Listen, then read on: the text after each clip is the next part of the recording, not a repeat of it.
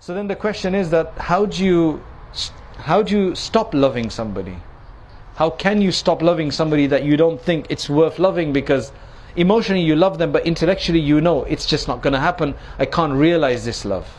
I mean, idea is maybe you want to marry somebody your parents are against, or maybe you're already married and there's somebody else you're interested in, but it's just not going to happen, right? You know, I mean, it could happen, but it's just not going to happen because you know your situation, right? You don't want to mess it up with the first wife, whatever the case is. Or a woman is married and she just becomes infatuated with somebody else. It can happen. What do you do then? Right? These are practical situations that are real, and we need to deal with them because there are examples of this. You know, there's women who are married but then they've just fallen in love with somebody they work with.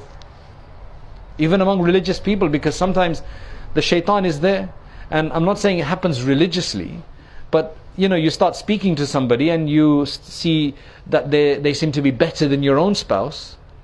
And that's why it's very important at this point to start reading two du'as. Two du'as very effective. One is Allah, whenever you have this kind of alert to something else, and it's kind of putting down what's halal for you, and you're becoming inclined to haram, then Allahumma kfini bihalalika an haramik, wa aghnini bifadlika amman siwak.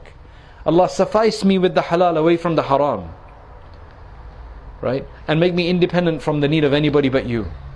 But Allah, suffice me with the halal away from the haram. So you think there's things that you're looking at that are attracting you and clearly they're haram, or they're most likely going to lead to haram, whatever, right? Then just read this dua.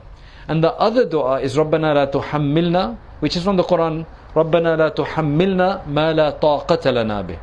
Oh Allah, don't make us carry a burden that we have no ability to carry. Because as I said, sometimes it gets so overwhelming that you have no control over yourself.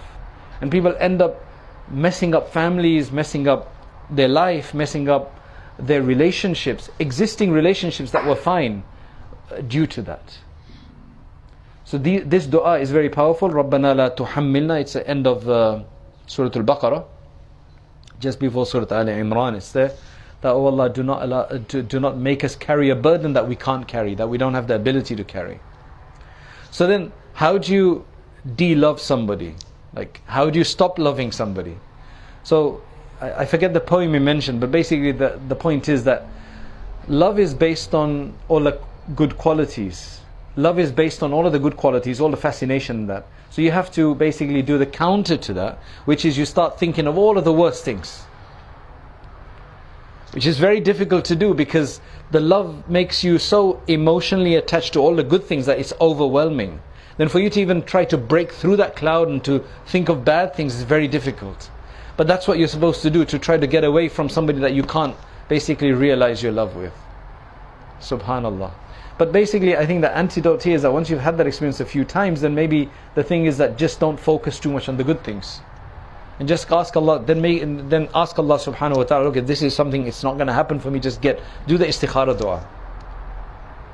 People are dealing with this. That's why I mentioned people are dealing with this kind of stuff on different levels. You know, some are very far gone. So now just start thinking of the worst things. You know, all the ignoring of, she's generally so bad to me, but I still, you know, she is bad to me.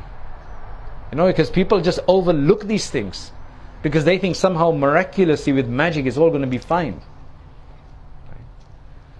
So that's a bit about love and how to deal with it, because it's an essential, it's something that is so essential to many human beings that it needs to be discussed.